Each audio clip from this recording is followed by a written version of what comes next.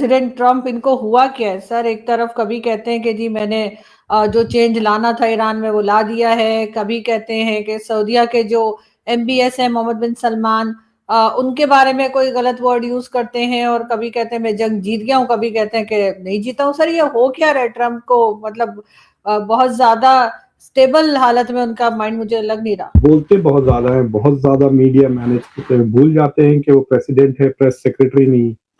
मैं सुना कि वॉर मीटिंग्स में भी आरजू सिचुएशन रूम में जनरल्स के साथ ब्रीफिंग चल रही है, बीच में रिपोर्टर का फोन आता है, वो ले लेते हैं। So he is like obsessed with media management और बीइंग। और देखिए आप कैबिनेट मीटिंग्स वो रखते हैं with the press in the room, तो सोचिए मतलब वो तो शरारत हो जा, नौटंकी बन जाती है ना। It's not a serious meeting कि आप खुल के कोई बात ही नहीं कर सकता।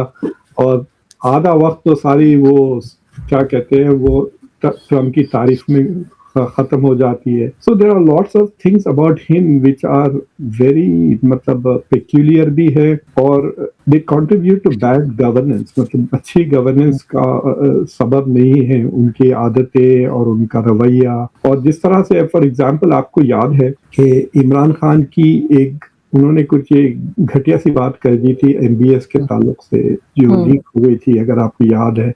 और कहते हैं कि उसके वजह से MBS इतने नाराज हो गए थे कि सऊदी पाकिस्तान के ताल्लुकात खराब हो गए। अब वैसी हरकत इन्होंने भी कर दी डोनाल्ड ट्रंप ने। हाँ, ये और बात है कि MBS can't be that tough with America जिस तरह वो पाकिस्तान के साथ थे, लेकिन वो बात तो रहेगी ना। मतलब लेकिन ये क्यों इतने डिस्टर्ब है सर? इतना क्या इनको बुरा लग गया है डोनाल्ड ट्रम्प को सऊदीया का? देखिए सऊदी अरेबिया के जब MBS यहाँ आए थे मिलने के लिए, अगर याद है अभी जब मीटिंग हुई थी उनकी, तो डोनाल्ड ट्रंप अपेरेंटली 1.5-2 घंटे तक 1-on-1 उनके साथ लिटरली मतलब बैजर कर रहे थे उनको कि आप इब्राहिमिक अकॉर्ड साइन कर। तो MBS में ना से ना वो मूवी नहीं हुआ। सो एक वो चल रहा है कि दे आर वेरी अपसेट कि he is not joining MBS, Israel को रिकॉग्नाइज नहीं कर रहा है। दूसरी चीज ये है कि मेरे ख्याल से अमेरिका और इजराइल की नज़र में जो रोल मॉडल है वो UAE है कि वो पूरी तरह से इजराइल की चप्पल बन जाए, डोर मैट कह सकते हैं। So they want everybody to be like UAE। Islam को छोड़ दे, मुसलमानों को छोड़ दे, ज़ायनिस्ट को और हिंदुत्व को पकड़ ले। That is what they want. वो नहीं हो रहा है। UAE भारत की तरफ भाग रहा है, लेकिन सऊदी अरेबिया पाकिस्तान के साथ डिफेंस एग्रीमेंट कल आपके पास आ रहे हैं, वो भी तुर्की के साथ। और so these are all countries which are America के लिए frenemies है ना। ये they are neither friends nor enemies but they are frenemies। so एक तरह से आप कह सकते हैं कि Saudi Arabia is practicing some strategic autonomy जो पसंद नहीं आ रही है अमेरिका, अनलाइक अदर कंट्रीज जो कुछ नहीं कर रहे हैं। जैसा कि इजिप्ट ने क्या कर लिया इस पूरी जंग में, 1 महीना हो गया मतलब this is I think their biggest achievement कि वो पाकिस्तान को फॉरेन मिनिस्टर भेज रहे हैं। So some of these countries are not exercising any autonomy. और दूसरी चीज ये है, हालांकि ईरान ने तुर्की के तरफ 2 हमले किए हैं, तुर्की ने कुछ नहीं किया, सिर्फ साइप्रस को प्रोटेक्ट करने में थोड़ी बहुत मदद कर रहा है बस, because it is part of NATO. तो नेटो के सारे शिप्स वहां पर साइप्रस के डिफेंस के लिए आ गए। अगर दोबारा अमेरिका ईरान फायर करता है एक आध मिसाइल टुवर्ड्स द ब्रिटिश जो वहाँ बेस है, तो they are going to block it, that is all. तो मेरे ख्याल से he is getting very frustrated कि अब इब्राहिमिक अकॉर्ड्स एक्सपैंड ही नहीं हो रहा। कौन होगा? मेरे ख्याल से इसके बाद वो पाकिस्तान के पीछे आएंगे कि आप साइन कर लो। उनको एक बोनस मिल गया Kazakhstan, which nobody is talking about. आपने देखा कजाकिस्तान ने कुछ नहीं बोला, is like nowhere in this scene. वो डोनाल्ड ट्रंप से जो फेवर्स उनको मिलने थे शायद मिल गए in exchange for signing Abrahamic accord. मैंने उसके खिलाफ एक बहुत ही सख्त आर्टिकल लिखा था। तो मेरी थोड़ी कजाकिस्तान के 1-2 एक्सपर्ट से बात हुई, तो वो कह रहे थे खान साहब 30 साल पहले हमने रिकॉग्नाइज कर लिया था इजराइल को, तो ये इब्राहिमिक अकॉर्ड्स हमने ऑलरेडी 30 साल पहले ज्वाइन किए हुए हैं। We are just redoing it to make Trump happy. There is nothing substantive about it. जैसा कि आप मोरक्को को देख लें, सूडान को देख लें, बहरीन को देख लें, वो क्या कर रहे हैं? They are doing nothing. सिवाय UAE जो इन्वेस्ट कर रहा है, पैसे दे रहा है, डिफेंस कोलैबोरेशन कर रहा है और फायदे भी उठा रहा है इजराइल के। अदर एब्राहमिक एकॉर्ड्स ने अपनी अपनी जो डील बनाई थी कि जैसा कि मोरक्को ने कहा था कि वेस्टर्न सहारा हमको दे दे, और अमेरिका ने कहा ठीक है तुम्हारा है, बस खत्म हो गई। उसके बाद से मोरक्को ने कुछ नहीं किया। सो इन दैट सेंस आप कह सकते हैं कि because Saudi Arabia is the prize, वो समझते हैं कि अगर सऊदी अरेबिया एक्सेप्ट कर लिएगा इजराइल को तो सारी मुस्लिम दुनिया कर लेगी। I am not very sure that will happen, but that is the theory.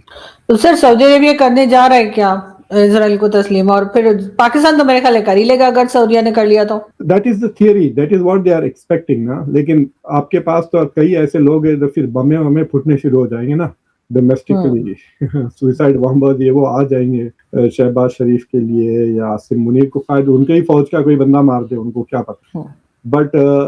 But I don't think ये जंग, 1-2 साल पहले एमबीएस ने एक इंटरव्यू दिया था ब्रेड बेयर को फॉक्स, अगर याद है आपको, तो उसमें कहा कि we are moving fast, very fast towards this. लेकिन उसने 3 कंडीशन जो लगाए थे। एक कंडीशन ये था कि नेटो की तरह सिक्योरिटी गारंटी दे सऊदी अरेबिया, कि अगर सऊदी अरेबिया पे हमला होता है तो it is immediately the US will be automatic, जैसा कि आर्टिकल 5 है नेटो का। दूसरा उन्होंने कहा था कि सिविलियन न्यूक्लियर, और तीसरा के पहले कहा कि पैलेस्टीनियन स्टेटहुड अनाउंस करे, फिर उसके बाद एक clear pathway to Palestinian statehood. Pathway तो 25-30-40 साल से है उसमें, like what is he asking more than that. तो अब वो डिटेल्स में जो नेगोशिएशंस हो रहे हैं पता नहीं क्या है। इजराइल ने शायद अग्री नहीं हुआ न्यूक्लियर प्रोग्राम के लिए भी और उसके लिए भी, तो फिर वो ड्रॉप हो गया है। और फिर बाद में उसके बाद सऊदी अरेबिया के देखिए ईरान, चाइना ने जो बीजिंग में जो नेगोशिएशन, हालांकि काम तो बेचारा ओमान ने किया था, लेकिन क्रेडिट चाइना ने ले लिया जब सऊदी अरेबिया और ईरान के रिलेशंस नॉर्मलाइज हुए। तो वो चीजें भी इनको नहीं पसंद आते। चाइना के साथ 25 साल का अग्रीमेंट हुआ इन्वेस्टमेंट्स का, तो सऊदी अरेबिया जिस तरह से एक्सपैंड कर रहा है, तो to understand Saudi foreign policy में आपको एक चीज से आपको सीधा समझ गया कि सऊदी अरेबिया ब्रिक्स में है या नहीं। It is not clear, right, कि is it part of BRICS और is it not part of BRICS. तो उससे आपको नजर आ जाता है कि सऊदी इज, मतलब वो फजी लग रहा है। मतलब अगर चश्मा निकाल के जब देखें चीजें कैसा लगता है, वैसा सऊदी अरेबिया की फॉरेन पॉलिसी में क्लैरिटी थोड़ी कम है। It is not very clear as to what it tells you कि वो बहुत इनसिक्योर फील कर रहे हैं। और फिर इस तरह की जब बातें जब डोनाल्ड ट्रंप करते हैं तो फिर अमेरिका आपसे भरोसा उतर जाता है, फिर रशिया और चाइना का सोचने लग जाते हैं। तो दैट इज द डील। अब देखिए ये जो यूक्रेन के साथ जो डील हुई है, it is because he is not sure कि अमेरिका ब्लॉक कर रहा है ईरानी ड्रोन, जस्ट खाली ड्रोन टेक्नोलॉजी। इसकी क्यों जरूरत पेश लगी उनको, क्यों ऐसी जरूरत लगी कि इन्होंने यूक्रेन के साथ सऊदीया ने डील की है? देखिए कास्ट सिस्टम का मैं मदद लेके एक्सप्लेन करता हूँ। Arab are like the schedule caste, उनको तो घर में भी नहीं आने देना चाहते हैं गोरे। अब इनके पास तेल आ गया तो बर्दाश्त कर ले। अब इस लाइक सेइंग कि आपके मोहल्ले में कोई शेड्यूल कास्ट है और वो लॉटरी जीत गया और सडनली उसके पास अच्छे अच्छे खाने पक रहे हैं, शीर खुरमा बन रहा है और वो आपको बुला रहा है, तो आप जाके खा के आ जाएंगे ना फ्री में। शीर खुरमा तो खा ही आऊंगे सर, और कुछ। तो that is the problem with साउदीज। America doesn't care about, उनके लिए कोई इज्जत नहीं है, उनके पास कोई ऐसी चीज नहीं होती कि उनकी इज्जत करे। देखिए I have no respect for the Arab, क्या what should we respect them for? कि आपकी हिम्मत लग गई, जमीन से तेल निकल रहा है और आपके पास पैसे आ गए। जैसे मेरे पास स्टूडेंट्स आते, अभी तक 25 साल में एक ब्राइट स्टूडेंट नहीं आया। मेरे पास पाकिस्तानी स्टूडेंट्स हैं, इंडियंस तो बहुत है ही, टर्किश स्टूडेंट्स आते हैं, they do work, they study hard. उनकी मोरक्को से स्टूडेंट्स आते हैं, हार्ड वर्किंग स्टूडेंट्स हैं, राइट। यहाँ से कुछ भी नजर नहीं आता, कोई ऐसे मेरिट ही नजर नहीं आती मुझे। तो अगर मैं मुसलमान होते हुए ये बात जानता हूँ कि मदीना मक्का वहाँ है, मैं कई बार गया हुआ हूँ, I even met with king Abdullah, मैंने उनकी पार्लियामेंट को तकरीर भी किया। आपको पता है सऊदी अरेबिया में पार्लियामेंट है, मजलिस शुरा। जी मजलिस शुरा को तकरीर भी दी है, वो भी इस्लाम एंड डेमोक्रेसी पर। तो I know them very well, I been there. अब तो मैं जाता भी नहीं हूँ। So there is nothing to respect except के पास तुम्हारे पास disposable cash and you are willing to buy stupid things for a lot of things. In fact जो करंट एमबीएस है, उनके बड़े भाई से मेरी दोस्ती है। He was a post doc at Georgetown, वो पीएचडी है कैम्ब्रिज से इन तो उसने मुझे कहा था, मुक्तदा तुम 10 साल पीछे हो, अगर आज से 10 साल पहले तुम प्रोफेसर बन जाते तो खाली धमकी देने से कि मैं सऊदी अरेबिया पे किताब लिख रहा हूँ, पैसे वो दे देते थे तुमको. You don't even have to write because they were trying to control how the West thinks about it. अब वो भी नहीं करते. So there is no reason to respect them as just people with cash जो आप ले सकते हैं उनके पास से. एटलीस्ट इसराइल में अचीवमेंट्स हैं, साइंटिफिक हैं, टेक्नोलॉजी अचीवमेंट्स है. आप छोड़िए, आर्ट और कल्चर में भी काफी अचीवमेंट्स होते हैं उनके पास. उनके एक्टर्स यहाँ आते हैं, they make movies. So there is a respect for them as a country, as a society in the west. लेकिन सऊदी अरेबिया में बस like I don't understand any of the Arab countries को ले लें आप. What are they worthy of ऊपर से उनकी जो फॉरेन पॉलिसीज है उससे तो और रेस्पेक्ट खत्म हो जाता ना कि ये तो नौकर हैं वेस्ट के. So in that sense why will Trump respect MBS? अगर उसको समझा कि अरे इसको मेरी जरूरत है और मेरी जरूरत के लिए मैं जितने पैसे चाहूँ इनसे ले सकता हूँ, so why should I respect him? So that is why he is treating him like this. MBS ने कुछ जवाब ही नहीं दिया. Like this. मतलब ये और बात है कि किसको उसने रेस्पेक्ट किया. जापान के प्राइम मिनिस्टर के साथ देखा आपने कैसा सलूक किया. तो एक चीज तो ये है कि he does not respect anybody. Modi को 70-80 बार उसने ह्यूमिलिएट कर दिया. मोदी की तो मिमिक्री भी शुरू कर दिया था, याद है आपको? He was trying to talk like an Indian, जो कॉमेडियंस शुरू करते हैं.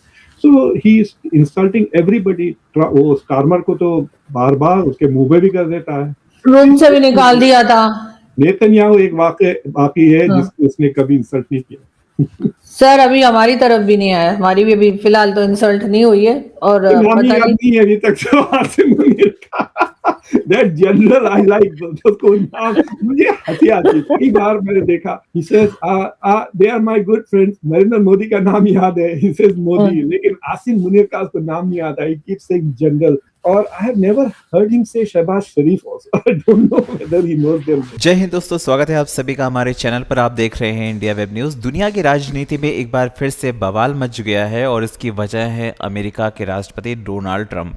इस बार ट्रंप ने सऊदी अरब के प्रिंस को लेकर ऐसा बयान दिया है जिसे सुनकर पूरी दुनिया चौंक गई है. उन्होंने सीधे सीधे शब्दों में कहा कि मिडिल ईस्ट के बड़े नेता खासकर सऊदी अरब अमेरिका को खुश रखने की कोशिश करते हैं.